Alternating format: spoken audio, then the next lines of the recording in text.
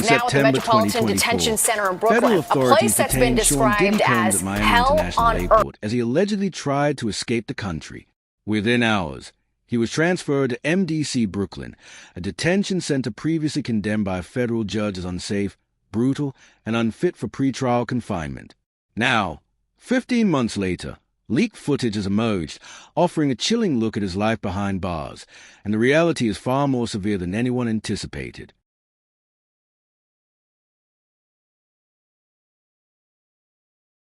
The facility is located in Brooklyn's Sunset Park and was built in the early 1990s to house roughly 1,000 inmates. Today, it holds more than 1,300 prisoners. In September 2024, the Federal Bureau of Prisons made a revealing move. It stopped transferring sentenced inmates there entirely. When the very agency tasked with operating a prison refuses to send people into it, that signals a problem far deeper than overcrowding. The inmates that you're surrounded around, just in general, a lot of them are brought up on pretty heavy federal indictments, right? So just in terms of the atmosphere there, it's just certainly one that no one wants to be. MDC Brooklyn has become a holding ground for some of the most infamous figures in modern American criminal history. Kelly is serving time there. Ghislaine Maxwell was once detained within its walls. Sam Bankman-Fried waited for trial there. So did Martin Shkreli, Jeffrey Epstein before his transfer to Manhattan, Fetty Wap, Tekashi 6ix9ine, and Mexican cartel leader Ismael El Mayo Zambada Garcia. The roster reads less like a prison log, and more like a headline archive of federal scandals. Today, Luigi Mangione, accused of killing United Healthcare CEO Brian Thompson, is being held there awaiting trial. And in January 2026, Venezuelan President Nicolas Maduro was added to the list after his capture. Same building, same conditions, only the names change. Diddy's defense attorney, Mark, didn't sugarcoat the reality of the facility. His assessment was blunt and alarming, describing a place so severe that even federal judges have openly questioned whether it's appropriate for pretrial detention. He recalled being there during a winter cold snap just 2 years ago, witnessing detainees with no heat, pounding on windows and begging for help. So what does daily life inside MDC Brooklyn actually look like? Inmates sleep on steel bunks topped with thin, inch-and-a-half mattresses, no pillows. Some cells measure as little as 8 by 10 feet. Michael Cohen, former fixer for Donald Trump, who served time in federal custody, has described similar facilities with stark, unfiltered honesty, painting a picture of confinement that is as punishing as it is dehumanizing. Fighting their case, it just makes it all the more difficult, because now in terms of you being able to communicate with your attorney, you are at the realms of just what's going on with respect to the facility. When Diddy arrived in September 2024, he was immediately assigned to the Special Housing Unit, or SHU, the section reserved for high-profile detainees under the guise of protective custody.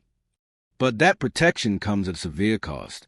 Life in SHU means near total isolation, up to 23 hours a day locked inside a cell, with just a single hour allowed outside for recreation.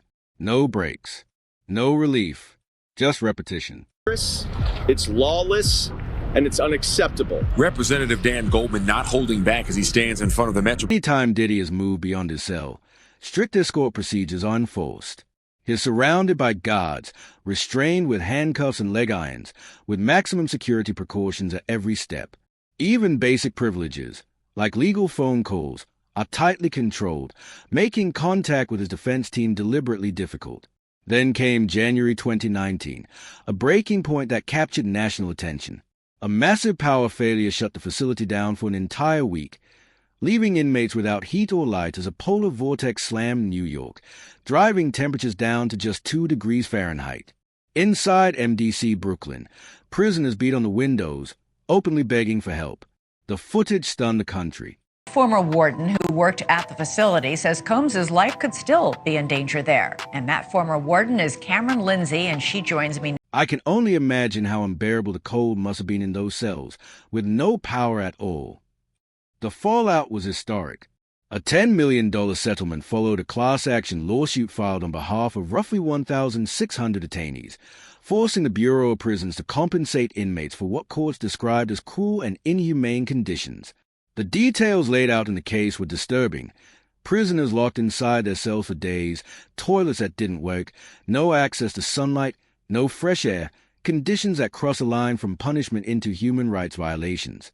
A 2016 report cited by the court, authored by the National Association of Women Judges, labeled the situation unconscionable, concluding that MDC Brooklyn failed to meet both American Bar Association standards and the United Nations minimum rules for the treatment of prisoners. The report highlighted systemic failures that were never meaningfully corrected. Zero outdoor access, chronic lack of ventilation, no sunlight, and severe staffing shortages. Too few correctional officers. Too few medical professionals. Basic health care simply wasn't available. The consequences were predictable. Lockdown became routine, sometimes lasting 24 hours or more. Security deteriorated as staffing collapsed. Over the past 3 years alone, 4 inmates have died by suicide, and violence was only part of the crisis. Allegations of medical neglect piled up. Reports of drug smuggling surfaced, with some claims pointing toward employee involvement. Food conditions drew outrage. Meals allegedly infested with maggots, expired products served repeatedly, and documented contamination. These were the same issues Sean Diddy Combs raised in his own court filings, citing health code violations that continue without accountability. Medical failures were widespread. Misdiagnosed cancers. Delayed treatment. New York State Senator Andrew Jennett publicly called out these deficiencies. With inmates routinely locked down and unable to reach doctors, medical negligence became unavoidable and sometimes fatal. The physical environment only worsened matters. Mold and fungal growth. Raw sewage issues described by Ghislaine Maxwell during her detention. Rodents in housing units. Hazardous conditions everywhere. Complaints were logged, filed, and archived, but rarely resolved. The problems didn't disappear. They compounded. By the summer of 2024, the violence reached a breaking point. In June, Ariel White, awaiting trial on gun charges, was stabbed to death by another inmate, a killing confirmed by the Bureau of Prisons. 1 month later, Edwin Corderero died after a fight inside the facility. In April, prosecutors alleged that MS. No, you're absolutely right. I mean, he's got 4 years and change that he's going to ultimately have to serve, although he has served already a year as he awaited his trial and then went through his trial. So ultimately, probably he was going to serve about 2.5 years. TMZ quickly confirmed the details. In January 2024, Judge Jesse Furman delivered a scathing assessment in a formal statement. He said, I was sleeping in my bed in the prison. It's a federal detention facility in Brooklyn called MDC Brooklyn, and there are federal inmates who are in many cases waiting for their trial as well. Prosecutors no longer dispute the reality. They openly admit the conditions are indefensible. City officials have attempted inspections, and Congressman Dan Goldman sought to tour the facility himself, only to be denied access. His response was blunt. What are they trying to hide? At this point, the record is clear, a documented pattern of conditions that cross the line into the unconstitutional. That somebody held a knife to his throat. He woke up and this guy basically had him and he had the knife and Diddy was at this person's mercy. Representative Dan Goldman didn't mince words as he stood outside Brooklyn's Metropolitan Detention Center, condemning the conditions for roughly 100 newly arrived IC detainees. What are they hiding when elected officials can't even inspect a taxpayer-funded facility? He asked. When transparency disappears. When conditions are so dire that judges refuse to send defendants there. This isn't a crisis. It's systemic failure. ABC legal analyst Brian Buckmere, who has visited MDC multiple times, painted a grim picture. No heat, no running water, insufficient food, repeated lockdowns, and the inability to provide even basic medical care. The Federal Bureau of Prisons responded to inquiries from CBS New York, insisting that it takes seriously our duty to protect individuals in our custody and ensure the safety of correctional staff and the public. The agency claimed conditions had improved, citing urgent action teams, new permanent staff, and maintenance efforts. But the reality told a starkly different story. For 15 months, Sean Diddy Combs lived inside MDC Brooklyn, a facility so notorious that federal judges actively refused to send pretrial defendants there. Violence ran unchecked, and basic human dignity was all but erased. From his $48 million Miami mansion to a cramped cell with no fresh air and no sunlight, Diddy experienced a world turned upside down, a hell on earth of his own making. As his trial finally drew to a close, one truth stood out. Regardless of the verdict, he had already endured one of the most feared federal detention centers in the country. And in October, that danger became painfully real. While asleep in his cell, Diddy suddenly faced a life-threatening moment. An inmate loomed over him, a makeshift weapon raised, second from ending it all. In that instant, the brutality and chaos of MDC Brooklyn weren't just headlines. They were a direct threat to his survival. This isn't the only famous inmate to be housed there. We had Sam Bankman-Fried there, R. Kelly, Ghislaine Maxwell. They were all inmates there. Sean Combs is being kept away from the general inmate population. You say his fame makes him a target. But here's... On October 22nd, Charlie Finney, a friend of more than 3 decades, finally spoke out to the Daily Mail, sharing revelations that sent shockwaves through the media. The veteran producer was unflinching in her account, exposing what really happened inside the infamous facility. Of more threatening language, but said something along, in that vein. And it does seem like it was an intimidation tactic. And it sounds like the guy could have obviously, again, hurt Diddy very badly. TMZ swiftly corroborated the report, confirming through independent sources that this was far from just another prison rumor. According to their insiders, it was a deliberate act of intimidation, a carefully orchestrated message delivered in the most chilling way imaginable. If it is true, as reported, that he is housed in the special housing unit, it's important to note that the special housing unit is a lockdown 24-hour. Finney revealed that Diddy came within mere seconds of grave injury, or even death. What unfolded in those critical moments afterward remained shrouded in uncertainty. To the very finest, he was arrested at the Park Hyatt Hotel in New York City, known for its luxury suites and exceptional food and wine, where one-bedroom suites start at $3,000 a night. He was probably staying in something larger. Whether God stepped in or Diddy managed to defend himself, no one knows for certain. What is clear, Finney emphasized, is that the attack was a deliberate message. The exact sequence of events remains unknown.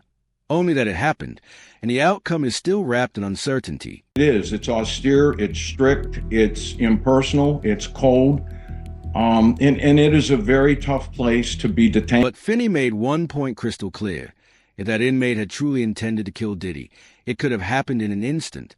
A single swipe of a weapon could have ended his life. Death was a very real possibility. Instead, Finney believes the attack was likely a warning, a chilling message. Next time, luck won't be on your side. In prison, everything is calculated.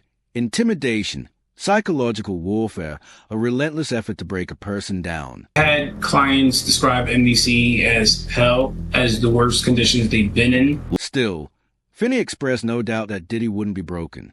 He highlighted Diddy's Harlem roots, his street-hardened reputation, and natural toughness. Intimidation won't work on him. His survival instincts are sharp, and his ability to fight back remains unwavering. Let's be honest, he's in jail. It's unpleasant. It's supposed to be punitive. The question is, how do they keep him safe? Given everything that happened with Jeffrey Epstein, they are under a lot of pressure to make sure nothing happens. He is in a special area in the prison that is for people that are VIPs. During sentencing, defense attorney Brian Steele told the court about the harrowing incident. He described how an MDC inmate had threatened Diddy with a shiv, only to be stopped by a guard in time. Steele explained that the attack wasn't random. It was about status. In prison culture, causing harm to a high-profile inmate is a way to gain reputation, earn respect, and climb the social hierarchy. Violence becomes currency, and celebrity makes a target all the more valuable. I think that's a great question, and I don't think we have the answer to it yet, because he is going to be transferred from this MDC Brooklyn facility, likely to a federal prison that's more of a long-term facility. It's likely going to be a place in New Jersey. Finney shed light on why Diddy was singled out. Inmates at places like MDC often go after those convicted of similar crimes, seeing themselves as enforcers of their own version of justice. They take it personally, projecting the pain of their own family members onto their targets. Has asked for a drug and alcohol treatment program, so he wants to go to a prison that has a program that he can take and hopefully better himself, so he doesn't have issues when he does finally get out. So he is looking for a place like that, so he will go somewhere else. Later, Finney clarified to Los Angeles magazine that the knife incident wasn't new. It was the very same one Steele had mentioned during sentencing, not a separate attack. The threatening encounter was only now coming to light publicly. Steele had informed Judge Subramanian in October that Diddy faced credible threats to his life and urged the court to ensure his safety in federal custody. Despite repeated warnings from the defense team, including recommendations for safer housing and protective measures, the threats persisted, and the system continued to fail. Gets a little hectic in there. I mean, when I was there, it was pretty hectic. There was times where it got real hectic to where, the El Salvador crew and the Bloods got into it, and it was like a big fight where they had to bring in the heads and calm everything down. In the end, the intimidation worked. The message was clear. Fear took hold, violence became routine, and safety was shattered. It was psychological warfare in its rawest form, a brutal glimpse into the unforgiving reality of life behind bars. Castillo told the Daily Mail that it all began over something as trivial as a chair. An inmate demanded Diddy give up the seat he was using, and though the confrontation seemed minor at first, Diddy stayed composed, calmly asking why the chair mattered and trying to understand the man's motivation.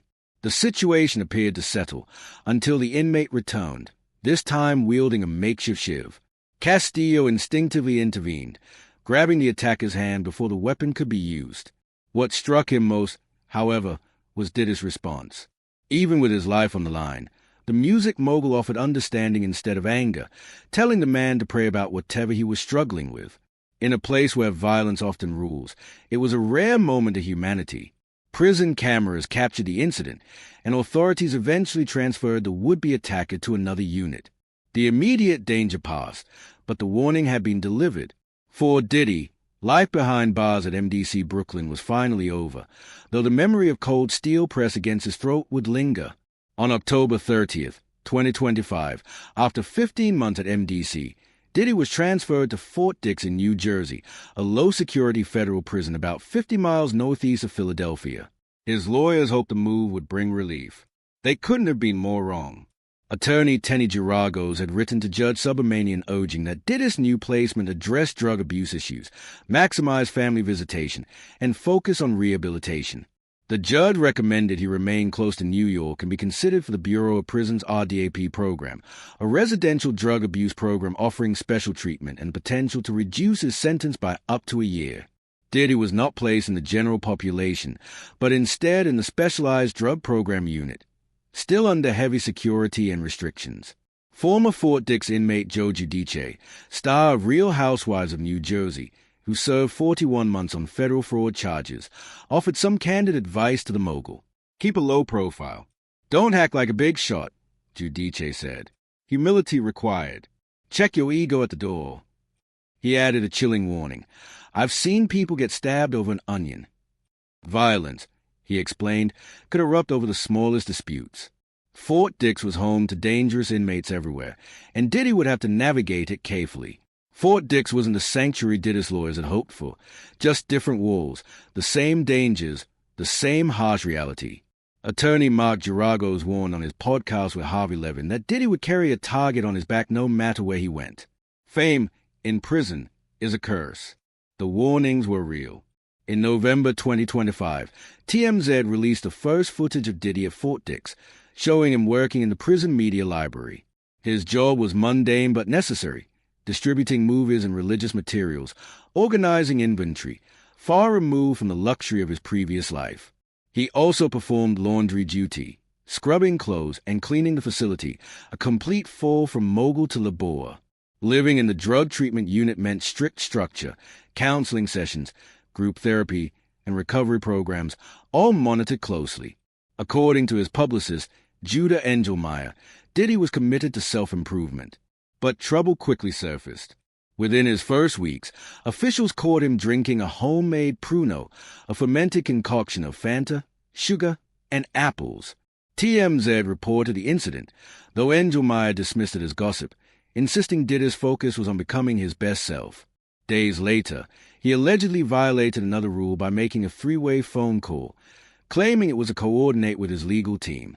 Prison rules clearly prohibit multi-person calls, which could be exploited for illegal activities, including gang communication or witness intimidation.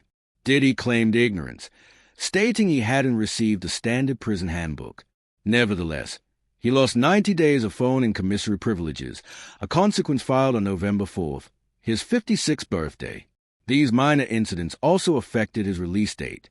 Originally set for May 8, 2028, it was pushed to June 4, 2028, a nearly month-long extension that coincided with the reported disciplinary issues. Diddy was not alone in his high-profile surroundings.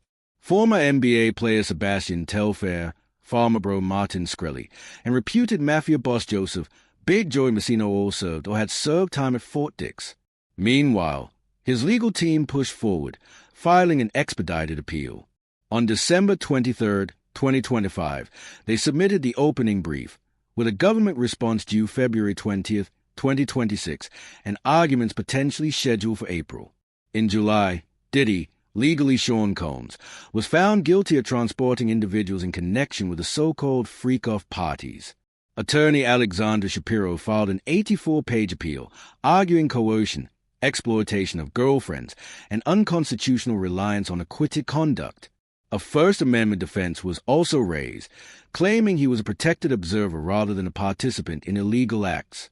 On October 3, 2025, he was sentenced to just over 4 years, fined $500,000, and ordered to complete mental health and substance abuse programs. In a final letter, the 56-year-old declared he was stronger, wiser, clean, and sober, despite claims of excessive sentencing. The appeal continues to challenge both the convictions and the length of his sentence. Life at Fort Dix is structured but far from glamorous. Diddy works in the media library, does laundry, attends treatment programs, and navigates the dangers of prison life. The next few years will define everything, whether the appeal succeeds, whether he earns early release, and whether he can prove he is more than the allegations, more than the headlines. Fort Dix may not be a haven, but it is where Diddy must face the consequences, and where he must fight to redefine himself.